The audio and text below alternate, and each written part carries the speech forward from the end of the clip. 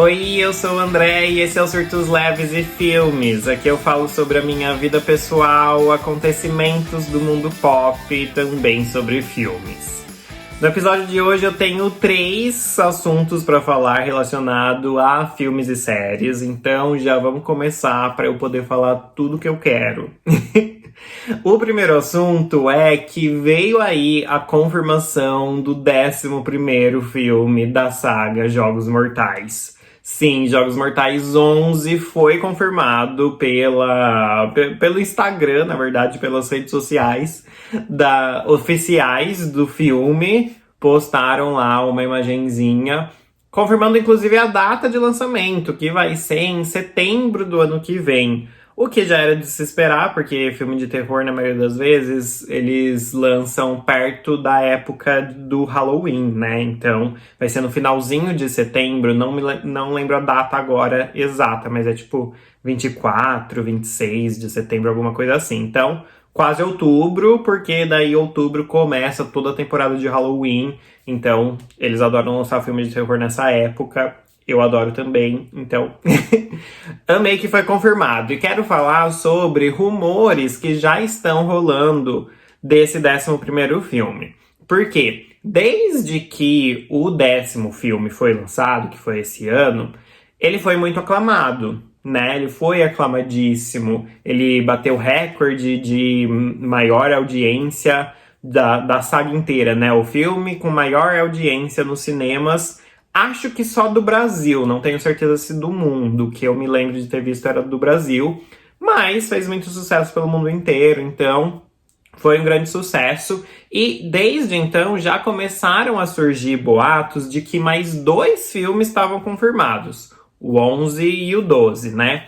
Os rumores são de que o 11 seria na mesma pegada do 10, contando uma história do passado, não uma continuação dos últimos filmes, né? Mas alguma história no meio, porque, pra quem não lembra, pra quem não sabe, Jogos Mortais 10, que foi esse último que foi lançado esse ano, é uma história que se passa depois do primeiro filme. Ele se passa entre Jogos Mortais 1 e Jogos Mortais 2 apenas.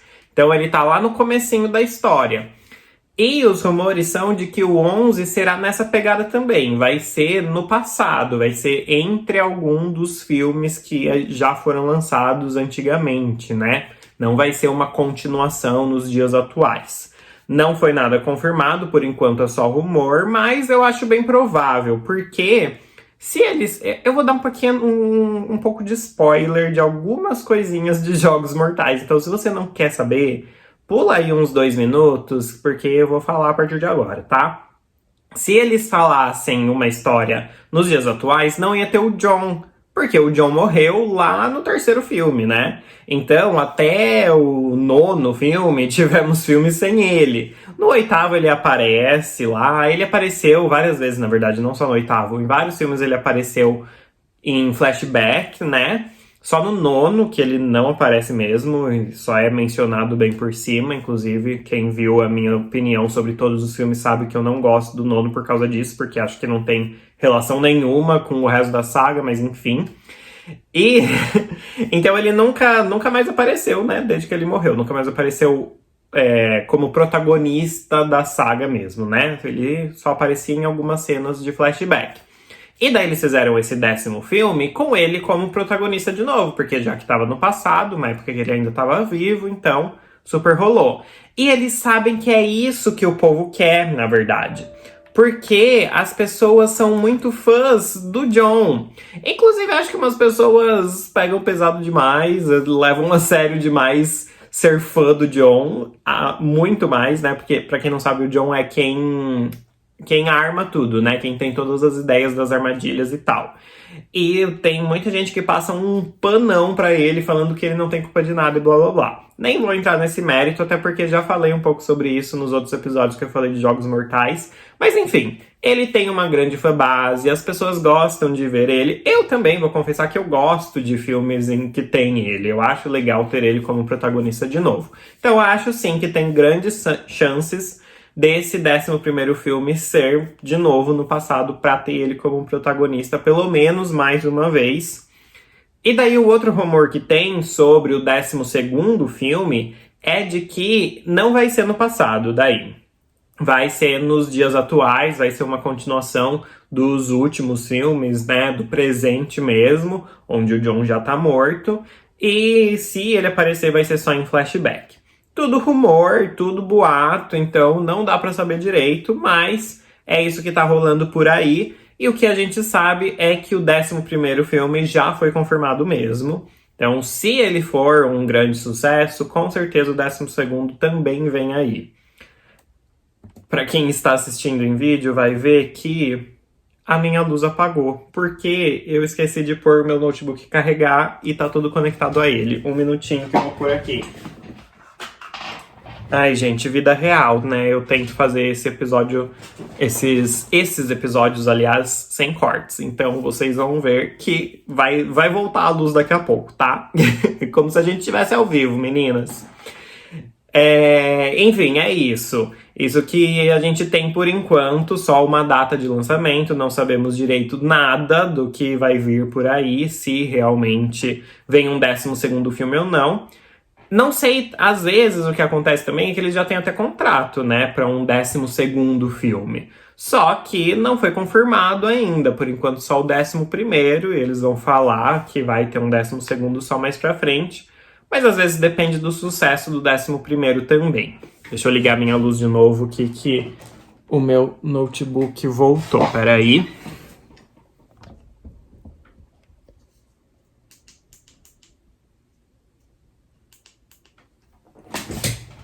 Pronto, estamos de volta. Bati na câmera, deixa eu arrumar. Ai, ai.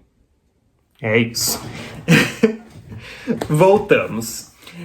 É isso, vamos ver. Estou já empolgadíssimo para esse 11º filme, muito curioso para ver qual história vão inventar agora, né?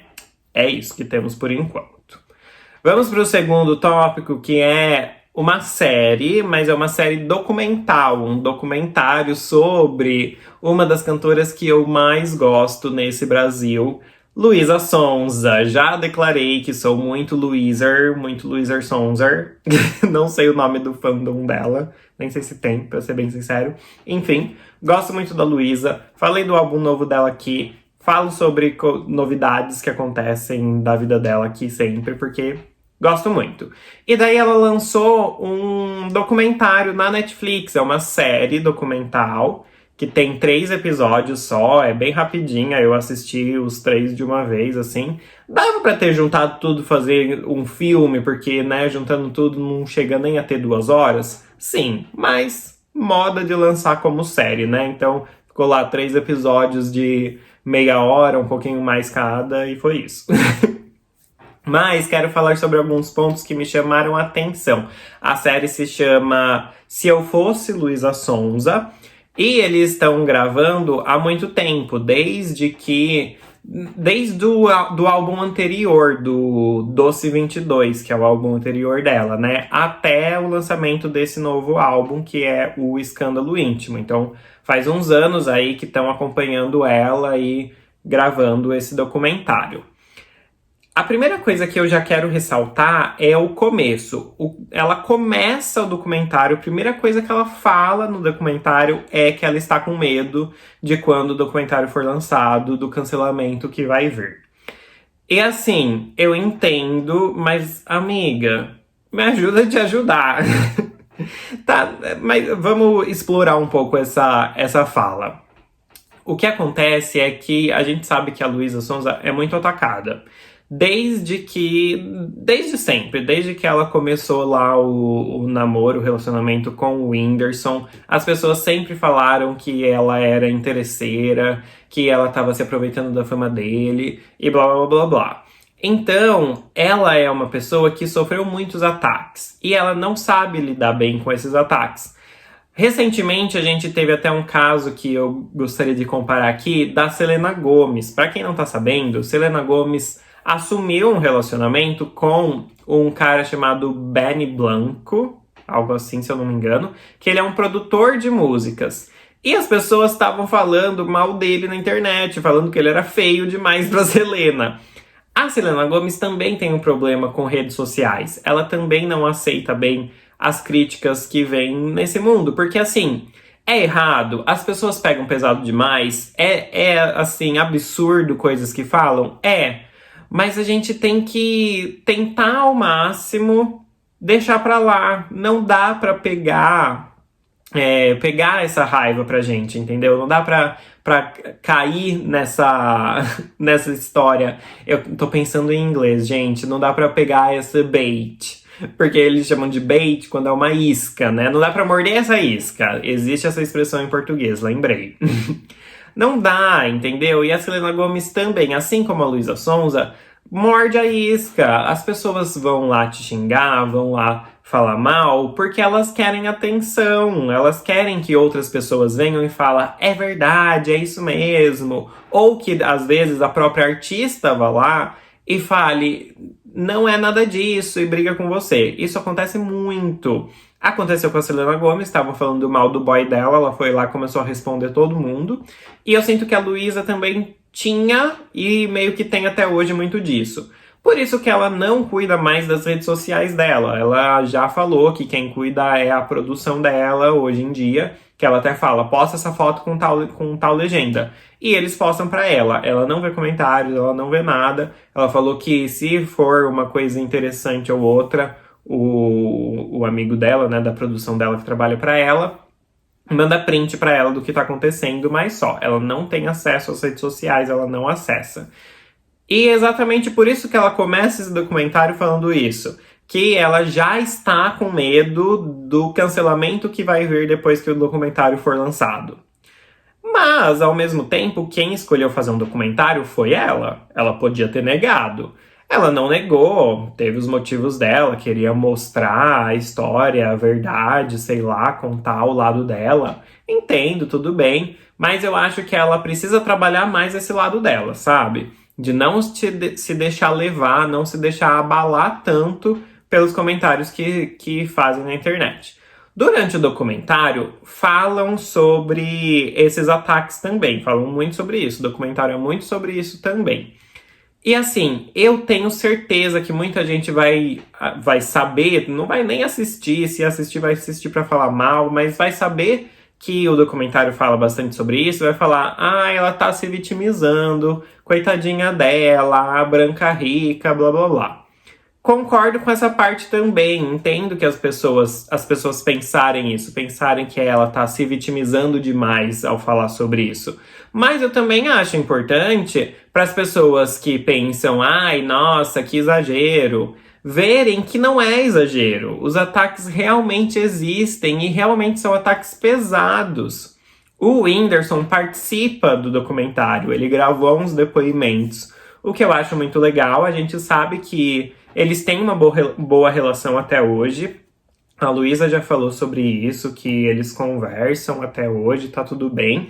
E ele participa, ele faz alguns depoimentos lá sobre, né, o que aconteceu na vida deles, porque ele é uma parte gigante da vida dela, muito importante. Gigante no sentido de muito importante, né? Não necessariamente que durou muito tempo, que nem foi tanto tempo assim, mas que muita coisa aconteceu enquanto eles estavam juntos. Então, achei legal ele participar e dar esses depoimentos. E ele faz parte muito de um momento em que é um dos mais pesados em relação a esses ataques. Porque a Luísa era chamada de interesseira, de só tava com ele por interesse, blá blá blá. Quando separaram, anunciaram a separação, falaram certeza que ela traiu ele, o Whindersson corno, isso e aquilo. Começaram a falar um monte sobre isso. De repente, começaram a Luísa respondeu, estavam falando sobre isso, dela, com certeza ela traiu ele, tal. Ela deu uma de Selena Gomez e foi responder. E falou, gente, não teve traição nenhuma, do que você tá falando, blá blá blá. Assim, brava mesmo, ela tava, com razão, né? Não aguentava mais ser chamada de traíra, né? Ser acusada de traição, sendo que não tinha acontecido. Quando a gente soube que não houve traição de nenhuma das partes, muitas pessoas foram lá encher o saco do Whindersson, falar assim, por que você não se posicionou antes se você sabia que não houve nenhuma traição? E daí ele resolveu falar: realmente, gente, não houve traição, não acesso muito a internet, não sabia que a Luísa estava recebendo tanto ataque assim. Acho um pouco errado esse lado dele, porque não sabia que a Luísa estava recebendo tanto ataque assim. Todo mundo sabia, né? Todo mundo sabia. Então, enfim. Mas ele falou isso. Algumas semanas depois, ele estava num outro relacionamento, a esposa, acho que não chegou a ser esposa, noiva, namorada, sei lá, a parceira dele estava grávida nessa época. E algumas semanas depois que ele falou isso, realmente não houve traição nenhuma, esse filho que eles estavam esperando nasceu prematuro e não acabou não sobrevivendo, né? Que ele era muito prematuro, acabou morrendo. Daí as pessoas voltaram a acusar a Luísa, a falar: você, foi culpa sua, que você matou o filho do Whindersson, foi culpa sua que ele morreu, você trouxe à tona essa discussão e fez ele e a parceira dele ficarem nervosos e ela acabou tendo esse filho prematuro de tão nervosa que ela tava e agora ele morreu, olha lá o que você fez, sua assassina. No dia que foi anunciado que o filho deles tinha morrido, os comentários, né, os assuntos mais comentados no Twitter era Luísa Sonza, assassina e o Whindersson. Os 3 assuntos mais comentados. Então, assim, é absurdo o tanto que as pessoas falam, o tanto de ataque que ela recebe. É desproporcional, é assim, demais mesmo. As pessoas pegam pesado mesmo. O documentário fala muito sobre isso. Inclusive, depois de todo esse acontecimento, ela começou a receber ameaças por DM no Instagram, né? Nas mensagens diretas do Instagram, com fotos pesadíssimas, assim, de pessoas falando: a gente vai encontrar você, você vai morrer, a gente vai te matar, mandando foto de armas, mandando foto de chão ensanguentado, ela fala no documentário, mostra essas fotos, mas tem fotos que eles nem mostram, porque ela fala que são muito pesadas para serem mostradas, né? De mulheres mortas, essas pessoas que estavam ameaçando ela, mandavam foto de mulheres mortas e falando: vai ser você que vai estar assim daqui a pouco, a gente vai te matar pelo que você fez com o Whindersson. Assim, desproporcional. Ela não tinha feito nada. Ela não tinha traído ele, ela não tinha falado um A sobre mal dele ou alguma coisa assim. Ela só estava se defendendo. Então, assim, o documentário mostra muito isso, que entendo algumas pessoas falarem que ela se vitimiza e blá blá blá, mas olha o nível que os comentários chegaram. Ela se deixa abalar por qualquer comentáriozinho, dá a entender que sim. Mas com esse nível de comentário, quem não se abalaria, entendeu? Então, assim, se é só um comentáriozinho aqui ou ali, tudo bem. Se ela se abalasse por isso, ela estaria exagerando um pouco. Mas olha o nível que foi, entendeu? Então achei importante eles falarem sobre isso, porque eu, mesmo sendo fã, já achava absurdo, já achava desproporcional antes, mas sabendo desse lado, desse nível que mandavam até foto, esse tipo de foto pra ela por Instagram, por DM no Instagram, é absurdo demais, entendeu? Então achei que o documentário ajudou a mostrar mais isso também. Outros pontos que aconteceram, que eles falam no documentário, é que daí, por conta de tudo isso, obviamente ela começou a tomar muitos remédios. Ela começou a fazer o uso de remédios de... Ai, gente, agora... Aqui é um remédio famoso lá, eu esqueci agora como chama. Eu ia falar o nome dele aqui, mas esqueci. Tem uma cena que ela tá lá pingando na boca dela, o amigo dela sentado do lado pinga 3 gotinhas na mão e lambe. E daí a moça que tá filmando, produtora, sei lá, fala: quantas gotas vocês tomam de Rivotril? É Rivotril. Quantas gotas vocês tomam de Rivotril? O amigo dela falou 3. Ela fala: depende. Então, assim, tô rindo, mas assim, rindo de tristeza, porque, né, um remédio super forte, não faço ideia de quanto é o recomendado, porque nem sei, mas esse amigo dela fala 3, porque eu não aguento mais que isso, e pra ela depende, vai saber quantas gotas desse remédio ela toma. E ela fala que Ela tomava muito remédio mesmo, inclusive o Rivotril e vários outros, porque ela se sentia muito ansiosa, né? Ela tinha ansiedade e ela não conseguia dormir porque ela estava paranoica de pensar que vão me matar, de a pessoa tá querendo ser minha amiga, tá se aproximando demais de mim porque quer me matar. Então ela entrou nessas paranoias. E claro que com isso vem muita confusão na cabeça. Então fiquei com muito dó dela nesse aspecto. Outro caso importante que ela também comenta é o caso de racismo que aconteceu. Para quem não sabe, em 2018, ela estava fazendo um show, não era bem um show, ela estava sentada num restaurante cantando. E daí ela conta tudo isso no documentário, que ela estava cantando, sentiu sede, olhou para o lado e pediu uma água para a pessoa que estava do lado dela e voltou a cantar. E passou, ela falou que foi isso que aconteceu. Anos depois, 2 anos depois, que isso foi em 2018, em 2020, veio um processo para ela, dessa pessoa contra ela. Por quê? Essa pessoa para quem ela pediu essa água era não, né? Ainda é porque ela tá viva. É uma mulher preta. E então ela foi ofendida nesse caso, porque, né? Como assim, só porque eu sou uma mulher preta, você acha que eu sou a funcionária do restaurante? E por mais que a Luísa não tenha feito nessa intenção de que ela é uma pessoa racista, não, ela não é uma pessoa racista, mas todos estamos sujeitos a atitudes preconceituosas, racistas, homofóbicas e tal. E a Luísa cometeu esse ato racista, aconteceu esse caso. E daí ela foi processada. Em 2022, elas entraram em um acordo. E na época em que saiu o acordo, veio a notícia, né, do acordo que tinha acontecido e tal. Luísa se pronunciou nas redes, falou realmente aconteceu isso e blá blá blá.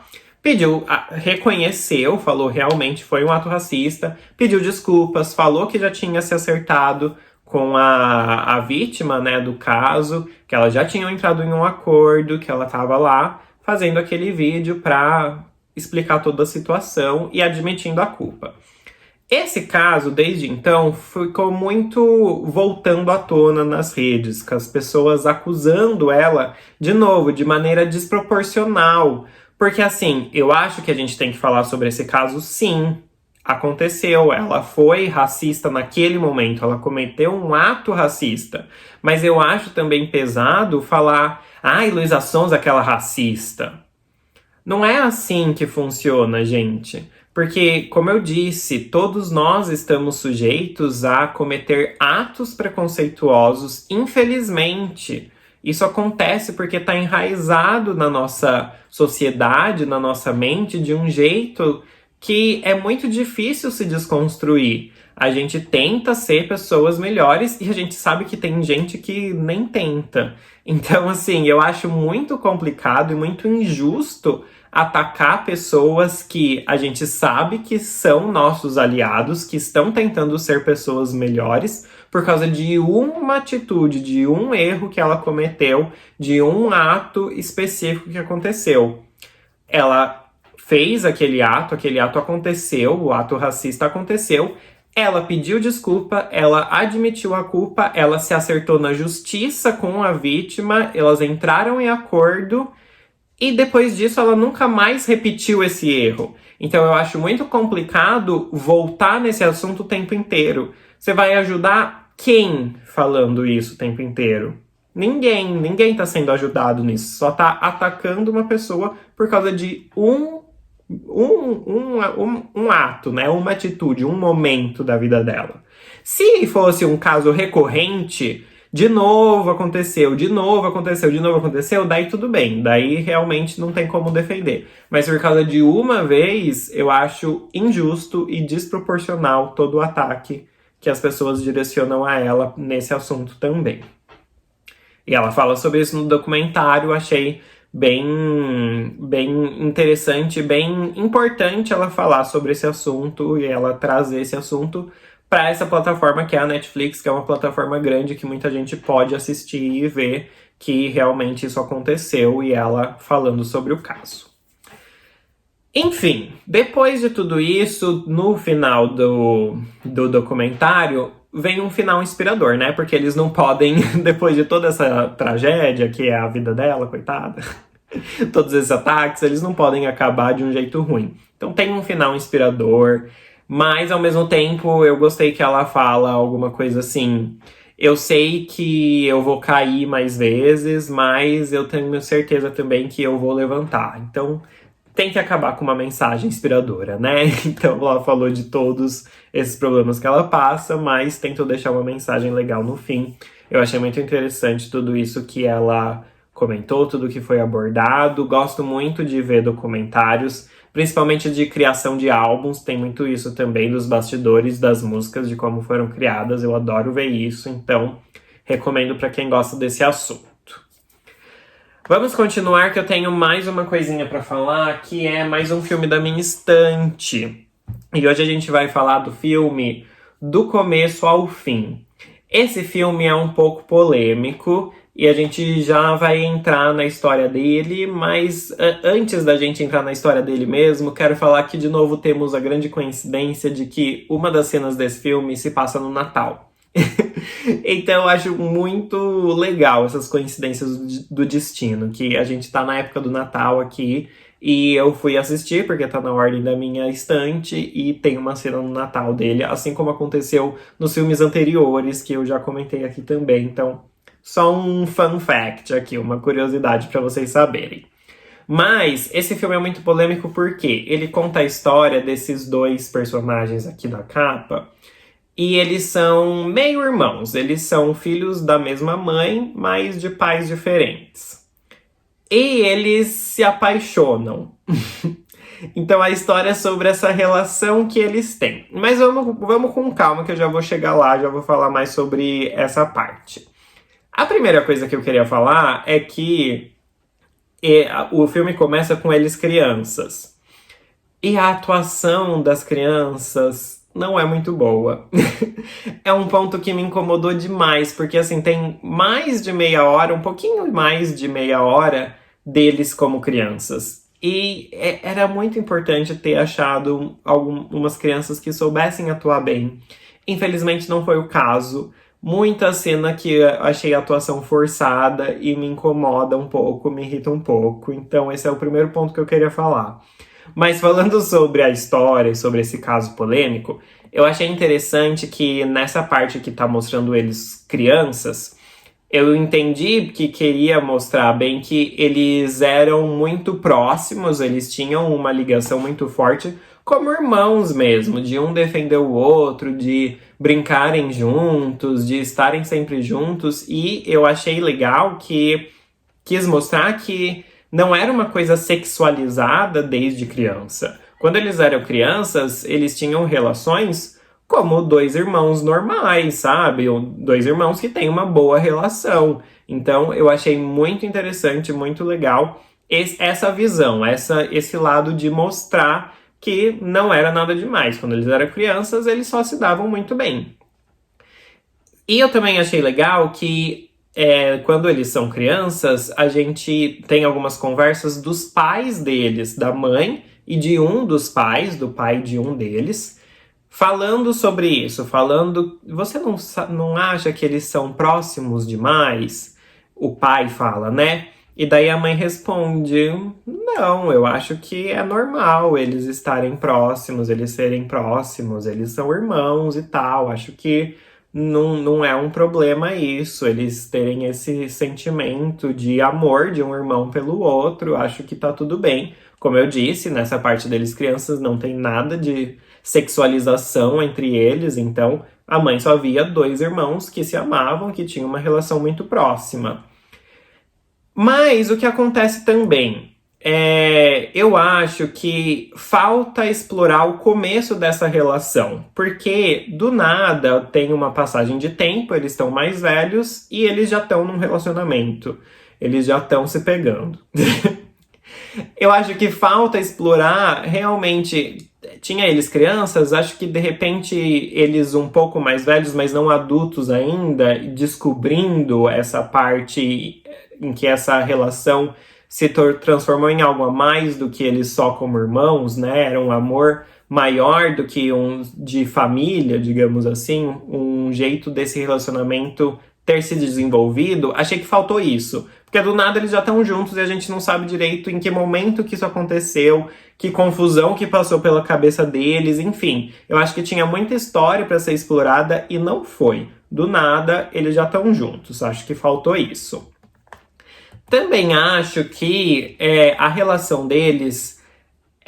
Sim, esse filme é um pouco antigo também. Não lembro de novo, eu sem saber de quando é, né? Mas é lá dos anos 2000, eu diria assim, 2009, 2008, por aí. Não achei aqui atrás da capa para variar, quando eu quero, nunca acho. Mas enfim...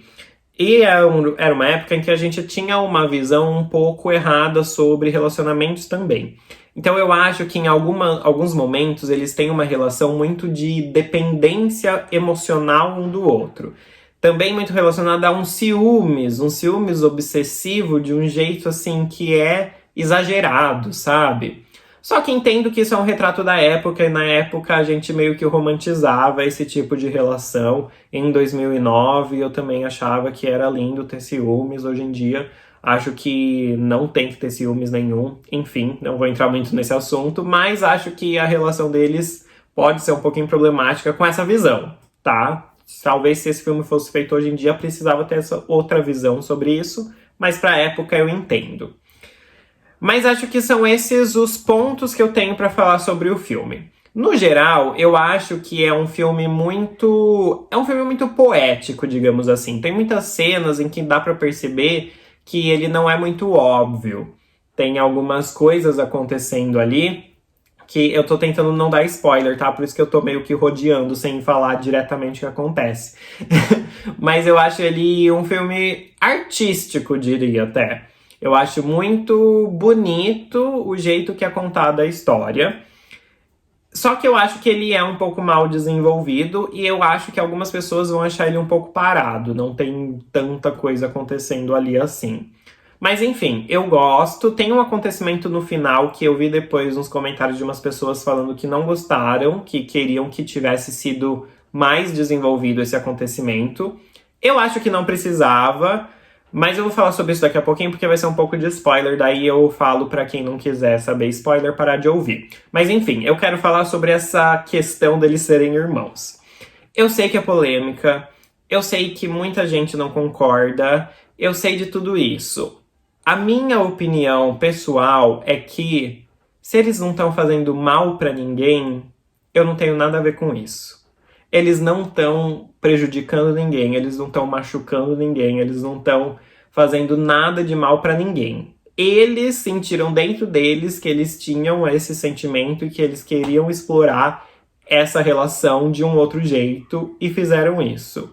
Não me afetou, não afetou ninguém, não fez mal para ninguém, não prejudicou ninguém. Então, eu não tenho nada a ver com isso. A minha opinião sobre eles serem irmãos ou não é essa. Isso não me deixou, assim, mal, porque eu vi pessoas comentando também, como assim? Eu não consegui assistir, eles são irmãos, tal. Tá, tudo bem, eu entendo. Se não gostou, não conseguiu assistir, beleza, assiste outra coisa. Mas a mim não incomoda isso, porque, como eu disse, é a vida deles, eles fazem o que eles quiserem da vida deles, e isso tudo acontece quando eles já estão adultos, de novo. Não era uma sexualização das crianças, não teve nada disso. Se mostrasse uma sexualização desde quando eles eram crianças, acharia bem errado. Mas não foi isso que aconteceu. Então, por isso que pra mim não era um problema essa questão. Vou dar esse pequenininho spoiler, então quem não quiser spoiler nenhum, para de ouvir aqui. Vou dar a nota primeiro. Pro filme acho que eu dou 3 estrelas, porque eu acho que precisava ser mais elaborado. É um filme legal, é um filme bom, mas ele precisava ser mais elaborado em vários pontos. Então, 3 estrelas. Pro DVD eu vou dar 1 estrela, porque só o filme acabou, não tem extra nenhum. Agora vem o pequeno spoiler, então quem não quiser spoiler pode parar de ouvir aqui. No fim, um deles vai viajar, vai para outro país, e eles ficam vivendo esse relacionamento à distância. E daí o que fica no Brasil acaba traindo o outro. Só que ele trai, assim, ele só beija uma mulher que ele conhece numa balada, e ele só beija essa mulher, leva a mulher pra casa dele, mas eles só se beijam e daí ele se arrepende, a mulher levanta e vai embora. E daí acaba o filme com ele indo até, acho que era a Rússia, que o outro irmão tava, pra encontrar o irmão, e eles se abraçam e ficam juntos, felizes pra sempre. E daí muita gente falou, como assim? Houve traição pra quê? Por que não desenvolveu isso e tal? Eu acho que assim, ele se arrependeu, a gente conseguiu ver que ele se arrependeu. Pra que ele ia trazer isso à tona? Só pra causar alguma coisa no relacionamento? Eu tenho a opinião de que se você traiu o seu respectivo ou respectiva, e se arrependeu e não vai fazer isso de novo e não pretende, né, tá tudo bem, percebeu que foi um erro mesmo, não quero mais isso pra minha vida, quero continuar com quem eu tô, você não precisa falar pra pessoa. A não ser que isso esteja te corroendo muito, daí você vai lá e fala. Caso contrário, não precisa. Então, eu não me incomodei com não ter rendido esse assunto. Muito pelo contrário, achei legal que mostrou aquele arrependimento dele, ele realmente se arrependeu, a mulher foi embora, não rolou nada mais do que um beijo, e ele foi viajar para encontrar quem ele amava de verdade. Então, isso eu gostei, tá? Mas é isso, essas foram todas as minhas opiniões de hoje. Comentem comigo tudo que eu falei aqui lá nas minhas redes sociais, André_Nardini em todas. Falem sobre Jogos Mortais 11, quais são suas expectativas. O documentário da Luísa, se vocês já assistiram, se vão assistir, se não vão assistir porque não gostam dela, tudo bem, a gente pode conversar sobre, ou não, só deixa a sua opinião aqui que eu quero saber, tá? E sobre esse filme, do começo ao fim, se vocês já assistiram, se vocês se interessaram ou não, o que vocês acham desse assunto polêmico que ele aborda, enfim. Por hoje é isso, espero que vocês tenham gostado e a gente se vê no próximo episódio, na próxima semana. Tchau!